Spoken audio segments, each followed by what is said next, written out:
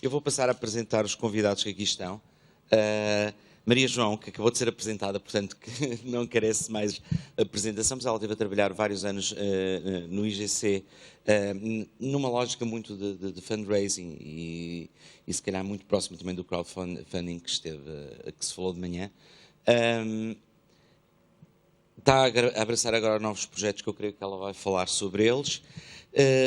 Temos a Miguel Pina Martins, que eu acabei de conhecer, que vem de uma área interessante, vem das finanças e gestão, e acabou por se envolver na produção de brinquedo científico, que está a expandir-se, e se vocês virem o CV que tem aí pelo mundo fora neste momento, e tem a Patrícia Filipe, que é vizinha aqui do Pavilhão de Conhecimento, trabalha no Oceanário há 13 anos, pelo que percebi, no programa de educação do Oceanário de Lisboa.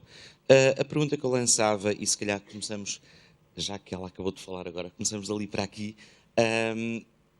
essencialmente falando um pouco do que estão a fazer, mas centrando em duas coisas: que públicos e que envolvimento.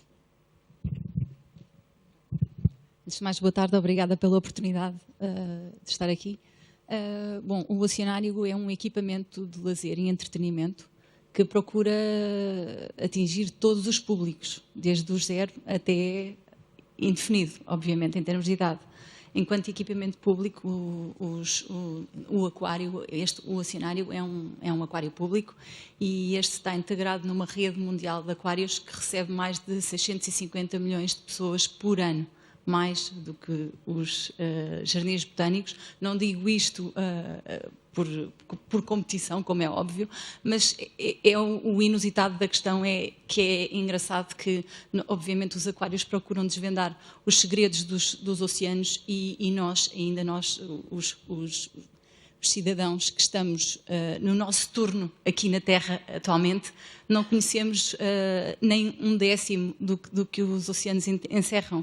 Portanto, o seu papel continua a ser bastante relevante na sensibilização todos estes segmentos. Era sobre os desenvolvimentos, mas nós já lá.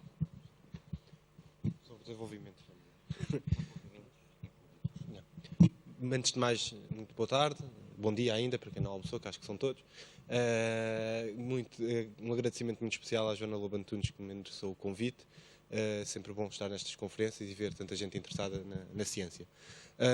Como veem, eu estou aqui um bocadinho, se calhar, fora do baralho, porque não sei se sou dos poucos, mas certamente não serei dos muitos, pelo menos, da área da economia, de gestão e finanças, neste caso. Para quem não conhece a Science4U é uma empresa bastante recente, temos apenas 5 anos, comercializamos, desenvolvemos e produzimos brinquedos científicos aqui em Portugal, cerca de 60% a 70% da produção é nacional. Para além disto, temos escritório em Madrid e Londres e vendemos um bocadinho depois também pelo mundo todo com distribuidores. A nossa forma de fazer chegar a ciência é um bocadinho diferente, pelo menos se calhar das que são apresentadas por norma neste tipo de conferências, porque há aqui uma questão pelo meio que são os brinquedos e que é a compra do brinquedo para conseguir fazer chegar a ciência às crianças. O nosso grande objetivo é realmente conseguir sensibilizar crianças e jovens para as questões da ciência experimental e conseguir dar aqui um bocadinho, tentar desvendar um bocadinho o bichinho da ciência.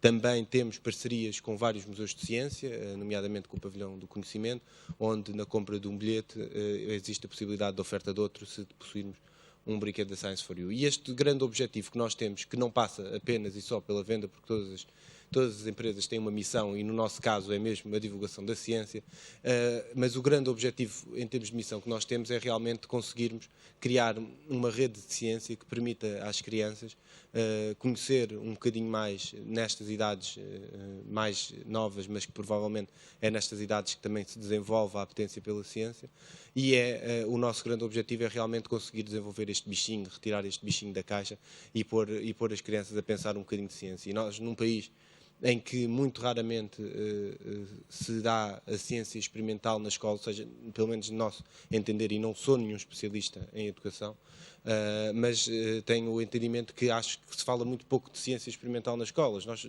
pegamos num filme feito nos Estados Unidos nos anos 80, e vemos crianças a fazer feiras de ciência como se fosse aprender a ler, quase.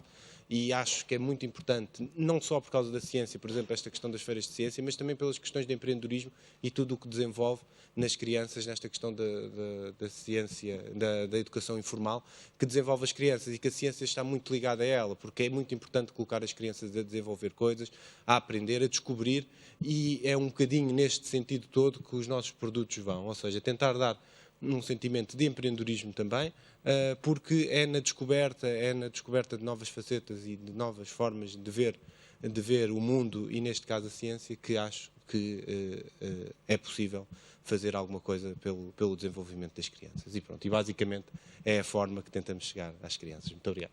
Obrigado. Olá novamente.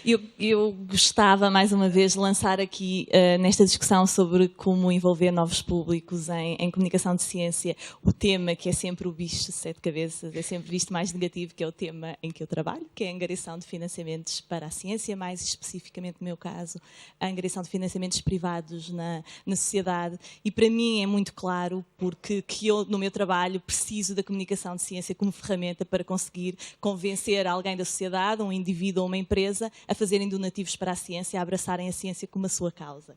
E por isso é um público que tem muito interesse, se nós quisermos pensar como o público pode financiar os nossos trabalhos, tanto de comunicação de ciência como de investigação. E eu trabalhei em Inglaterra numa instituição que era o Breakthrough Breast Cancer, e só para vos dar o exemplo, não se põe a questão do financiamento das atividades de comunicação de ciência como se põe em Portugal, porque obviamente a minha instituição só conseguia existir porque existia comunicação de ciência, marketing, e porque existia angariação de fundos, porque eles dependem só do financiamento privado da ciência na sociedade. São 20 milhões de orçamento que eles têm, todos em atividades com a sociedade de angariação de fundos. Para terem uma ideia, eles têm 200 e tal cientistas e depois têm cerca de 300 pessoas a trabalharem em comunicação, em marketing e em angariação de fundos. Por isso são realidades diferentes que nós também podemos pensar e o que é que podemos mudar em Portugal para não termos tantos problemas a nível de financiamento das atividades de comunicação. Mas o meu desafio aqui era pensarmos também no inverso, como a maioria dos presentes no Congresso são comunicadores de ciência, é pensarmos como é que, em vez de vermos só os financiamentos como uma parte negativa, como é que nós podemos utilizar a angariação de fundos como amplificador ou como para potenciar as nossas atividades de comunicação de ciência, porque o que nós observamos em angariação de fundos e o que está descrito é que os doadores, as pessoas que abraçam uma causa das empresas, são pessoas extremamente motivadas. E nós vimos na apresentação do Pedro, noutra apresentação, que eu agora não sei o nome, do IBMC, da Sandra, que a participação ativa na ciência é uma das motivações principais para as pessoas que querem envolver em comunicação de ciência. Mais uma vez, eu digo-vos que as pessoas que abraçam uma causa e que abraçam de forma regular são pessoas extremamente motivadas e que, por isso, vão querer saber mais, vão ser as pessoas ideais para nós fazermos comunicação de ciência. Para além disso, são veículos fantásticos, porque como pessoas muito motivadas vão querer transmitir a mensagem a públicos que nós, se calhar, não vamos chegar, que são os familiares, que são os amigos. E, por isso, a minha sugestão é que, não em todas, claro, mas em algumas das vossas atividades de ciência, incluam pequenas iniciativas de angariação de fundos. Um exemplo é ter, eu por acaso até trouxe, mas não tenho, um produto de merchandising que tenha uma imagem científica, que as pessoas vão ficar contentes porque vão levar esse produto para casa, vocês vão angariar fundos e se calhar vão ter surpresas. E também a mensagem vai ser levada às pessoas que pegam na caneca e bebem e que têm ali a informação do cientista e que podem ir ver mais, ou o website, podem saber mais sobre a vossa instituição. Por isso, isto era o meu conselho e o que eu acho que é importante, as pessoas não terem medo de fazer a angariação de fundos, não pensarem sempre como a parte negativa da coisa. Finalmente, se me des um minuto para falar da Maratona da Saúde, só muito, muito rapidamente, porque é um desafio novo em que eu estou a abraçar, que se chama Maratona da Saúde. Estou a desenvolver este projeto com a Sofia Rodrigues. A Sofia também fez angariação de fundos durante alguns anos na Associação Viver a Ciência e estamos agora as duas, com força, a tentar desenvolver este projeto em Portugal. Tem 3 objetivos principais, muito rapidamente. O primeiro é o desenvolvimento de uma maratona televisiva de angariação de fundos para a investigação biomédica. Isto não vai ser mais do que um programa televisivo que vai aliar o entretenimento, o humor, a música, assuntos sobre saúde, sobre investigação biomédica. É um formato já muito utilizado, nós não estamos a inventar nada, é inovador em Portugal, mas é muito utilizado em vários países, chama-se Teleton para a investigação biomédica na maioria dos países, como França e Itália. Em Espanha chama-se La Marató da TV3. E só para vos dar exemplos, bateram recordes no ano passado, numa altura de forte crise na Catalunha, e eles angariaram 12 milhões de euros para a investigação biomédica. Em França já chegam aos 90 milhões no ano passado igual, e em Itália 30 milhões para a investigação biomédica. O componente muito importante deste projeto é que tem que ser anual, para as pessoas conhecerem ao longo dos anos. Nestes países já tem 20 anos, e tem um forte componente de campanhas de sensibilização, de comunicação de ciência durante o ano, que envolvem as localidades e que envolvem hospitais, escolas e outras instituições. E por isso isto é um ciclo em que as ações durante o ano vão beneficiar depois o programa de televisão e a angariação de fundos, e o programa de televisão também dá visibilidade para depois as ações durante o ano correrem bem. Espero para o ano, no próximo congresso, já apresentar mais resultados. E agora vamos tentar envolver o público que aqui está, pacientemente à espera. Há perguntas para os nossos convidados?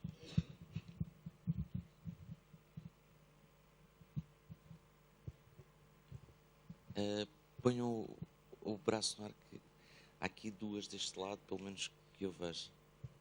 Mais outra ali, 3.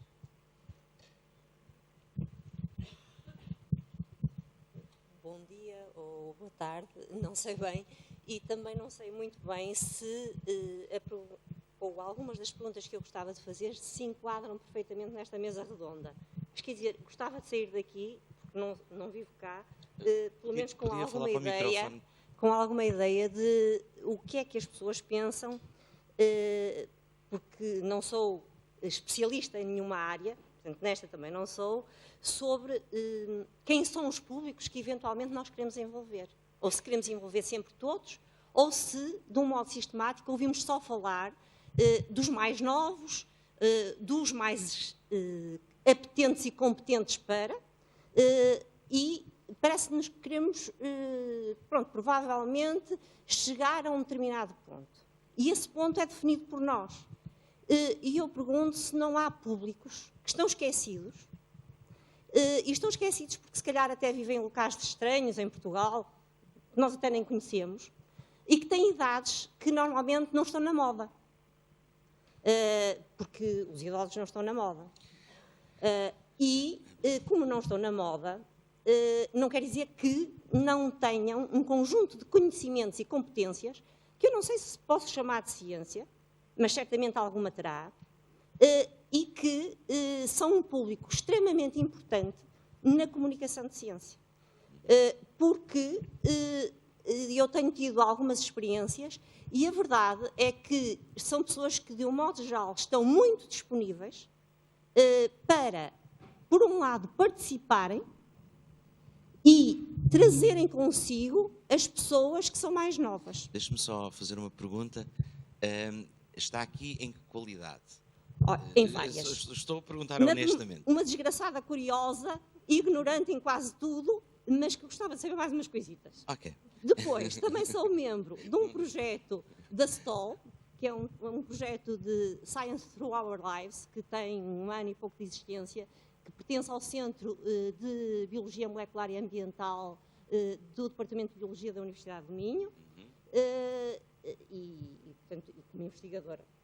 Pronto. Portanto, quer dizer, sim, era só, certamente não toco nenhum bem. Eu gosto de fazer esta pergunta, que eu gosto de saber com quem estou sempre a falar, para melhor comunicarmos. E, portanto, quer dizer, faz-me alguma confusão que nunca quer dizer, que nós estejamos aqui, e eu peço desculpa porque não estive na primeira parte de hoje, mas tenho estado sempre presente, e efetivamente nós temos falado muito sobre muita gente, mas realmente deixamos essa parte de fora e pareceu muito importante que se tivesse pensado, e nós temos utilizado, e portanto por isso é que eu digo que é um público interessante, porque se envolve, porque tem interesse e descobre e se redescobre em ciência depois de deixar a sua vida ativa 30 anos depois.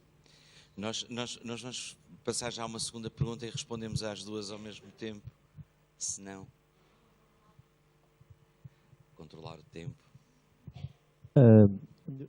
A minha pergunta é para o Miguel Pina Martins, aproveitar a presença aqui.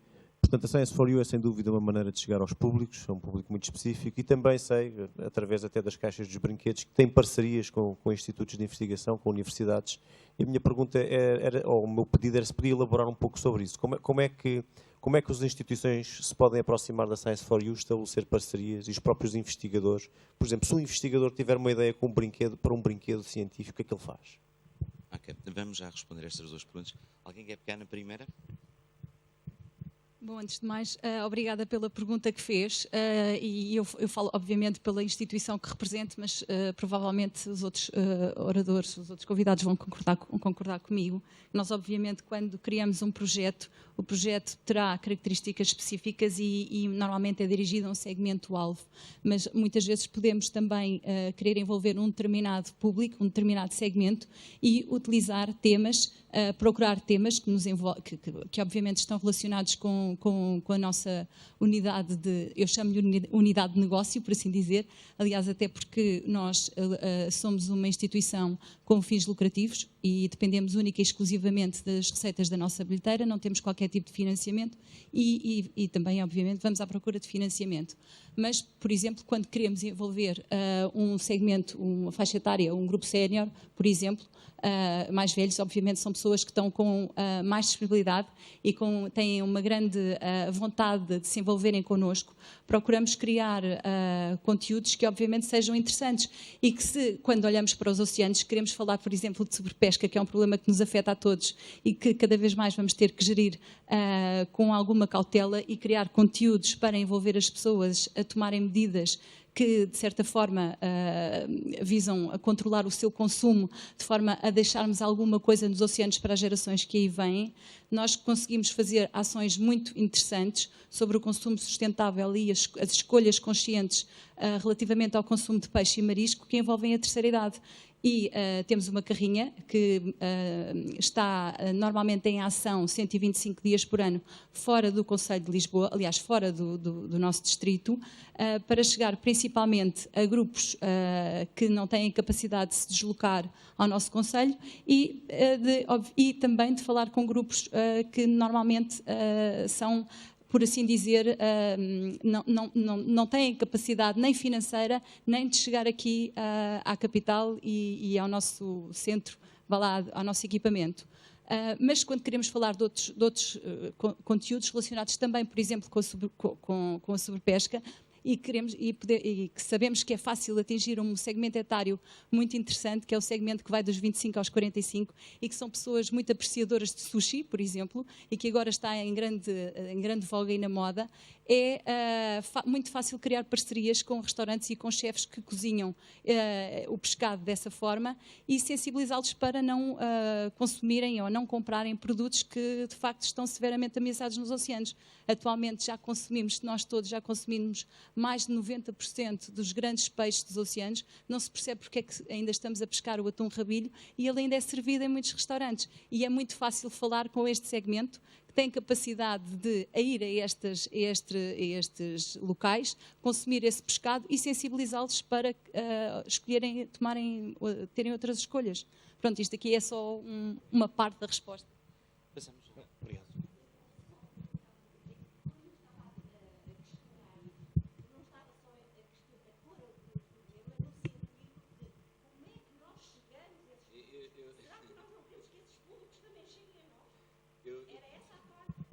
Eu percebi isso e vou guardar essa resposta para o fim, está bem? Bem, a pergunta a resposta é muito simples. Normalmente está a um e-mail. Um e-mail ou um telefonema, se houver algum investigador que tenha alguma ideia, alguma instituição, há duas hipóteses. Ou nos envia um e-mail, ou por acaso, por alguma razão, nós enviamos um e-mail, como aconteceu com o Oceanário, para o desenvolvimento de um produto em parceria, que é uma tartaruga em madeira, ou seja, por isso. Mas somos muito abertos e qualquer e-mail que chegue, nós já fizemos vários produtos em parceria com investigadores, pessoas que tinham ideias, que foram ter connosco, que falaram-nos da ideia e que depois, em parceria com essas pessoas ou com instituições, como às vezes acontece, acaba por ser um produto e normalmente produtos muito bons, porque têm um know-how muito específico, porque normalmente estamos a falar de coisas muito específicas e acaba por sair produtos com qualidade muito grande. Mas normalmente a forma melhor é enviar um e-mail e tudo simplifica. Eu também posso dar-lhe o meu cartão se tiver alguma ideia. Aí já pode ser um telefonema, porque fica com o meu telemóvel.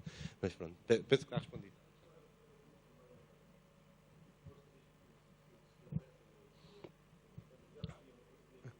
Não, já agora dou 2 exemplos. O exemplo aqui com o Oceanário, na altura nós fizemos um produto que é uma tartaruga, que é uma exposição que penso que ainda está no Oceanário, as tartarugas em exposição no Oceanário, e temos uma réplica de uma delas que depois é vendida e que as crianças podem montar e que é feita, tem o símbolo do Oceanário também e que acaba por ser uma parceria para nós também muito importante e um produto que vende bastante bem, provavelmente também por ter o Oceanário, que é uma instituição reconhecida e com méritos muito grandes na questão da ciência e nesta questão dos oceanos. E depois temos também, por exemplo, como fizemos com uma empresa também, que é a BioAlvo, que é uma empresa de biotecnologia, e que acabámos por fazer uma parceria. Eles tinham o know-how dentro da biotecnologia e fizemos 2 brinquedos relacionados com a biotecnologia.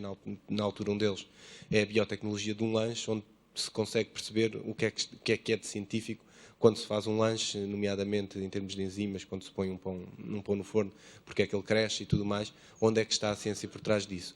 E depois com pessoas, já tivemos pessoas que nos levaram ideias de jogos particulares, uns mais sobre a ciência e outros menos, mas tipos de jogos, por exemplo, jogos de tabuleiro, onde também tivemos, por exemplo, o Challenge for You, que é um jogo que nasce também de uma parceria com uma pessoa que acabou por vir ter connosco e que nos deu algumas ideias para o tal jogo e que neste momento está à venda. Por isso, basicamente, temos estes três exemplos. É tudo ao alcance sempre de um pequeno contacto, de alguém que diz, tenho uma ideia, porque é que não falamos, para ver o que é que pode funcionar. Obrigado. Eu pedia mais 2 perguntas. O António já não tem? E ali?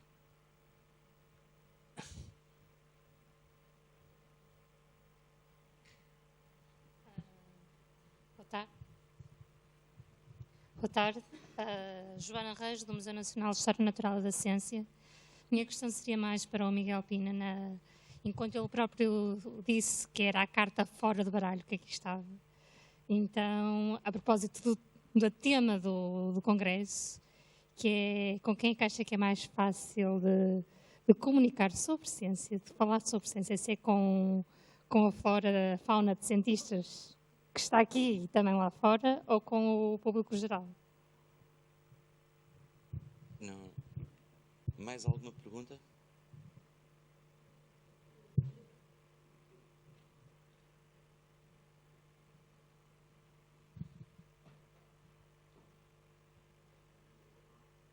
Não estamos a ouvir.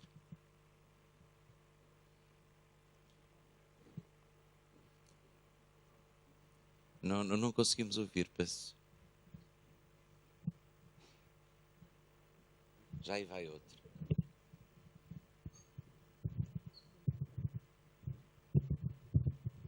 Agora sim. Boa tarde a todos. Nuno Pereira, trabalho no Observatório Astronómico de Santana, em São Miguel, nas Ilhas dos Açores.